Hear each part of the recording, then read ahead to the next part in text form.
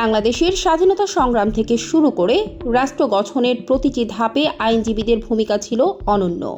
স্বাধীনতার পর প্রথম জাতীয় সংসদেও সংখ্যাগরিষ্ঠ ছিলেন আইনজীবীরা, কিন্তু আজ সেই পেশায় হারাচ্ছে তার ভারসাম্য।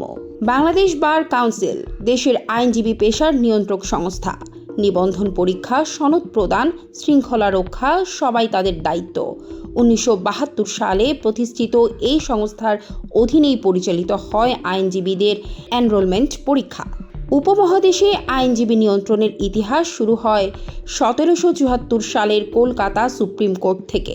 পরে 1926 সালের বার কাউন্সিল আইন এবং 1965 সালের লিগ্যাল প্র্যাকটিশনার্স অ্যাক্ট পেরিয়ে স্বাধীন বাংলাদেশে 1972 সালে নতুনভাবে গঠিত হয় বার কাউন্সিল। এই দীর্ঘ ইতিহাসের লক্ষ্য ছিল আইন পেশায় মান, শৃঙ্খলা এবং যোগ্যতা নিশ্চিত করা।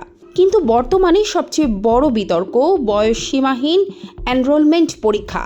আইন বিষয়ে ডিগ্রি থাকলে 25 বছর কিংবা 45 বছর যে কোনো বয়সেই অংশ নেওয়া যাচ্ছে এই পরীক্ষায়। এতে পেশার কাঠামো ও ভারসাম্য নিয়ে প্রশ্ন উঠেছে। সুপ্রিম কোর্টের আইনজীবী রাজু হাওলাদার পলাশের মতে, বর্তমান পরীক্ষার নিম্নমান এবং নীতিমালার দুর্বলতা মেধাবীদের নিরুৎসাহিত করছে। একই সঙ্গে অবাধ সুযোগে অনেকে সনদ নিচ্ছেন, যাদের বিরুদ্ধে ডিগ্রি জালিয়াতি ও প্রতারণার অভিযোগও রয়েছে। বাস্তবতায় দেখা যাচ্ছে কোর্ট কর্মচারী, ব্যবসায়ী, চাকরিজীবী, এমনকি অবসরপ্রাপ্ত ব্যক্তিরাও আইনজীবী সনদ নিচ্ছেন। কেউ কেউ সনদ নিয়ে অন্য পেশায় যুক্ত থাকছেন। এতে আইন পেশার মর্যাদা প্রশ্নের মুখে পড়েছে। বর্তমানে উচ্চ আদালতে প্রায় 13,000 এবং ঢাকা বারে 30,000-এর বেশি আইনজীবী রয়েছেন। অথচ এত বিপুল সংখ্যক সনদ দেওয়ার পরও পেশাগত প্রশিক্ষণের অভাব রয়েছে, যা একটি গুরুতর কাঠামোগত দুর্বলতা। আরও উদ্বেগজনক বিষয়, কিছু প্রতিষ্ঠান মানহীন আইনের ডিগ্রি প্রদান করছে। সহজলভ্য এই সনদ দিয়ে অনেকেই বার কাউন্সিল পরীক্ষায় অংশ নিয়ে আইনজীবী হয়ে যাচ্ছেন, ফলে পেশার গুণগত মান ক্রমাগত নিম্নমুখী। আইনজীবীদের একটি বড় অংশ মনে করছেন, বয়সসীমা না থাকায় নতুন প্রজন্মের জন্য প্রতিযোগিতা কঠিন হয়ে যাচ্ছে। নির্দিষ্ট বয়সসীমা থাকলে পেশায় প্রবেশ আরও সুশৃঙ্খল হবে এবং দক্ষ, গতিশীল প্রজন্ম গড়ে তোলা সহজ হবে।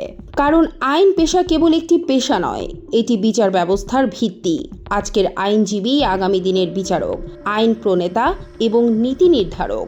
এই জায়গায় মানের ঘাটতি পুরো বিচার ব্যবস্থাকে প্রভাবিত করতে পারে।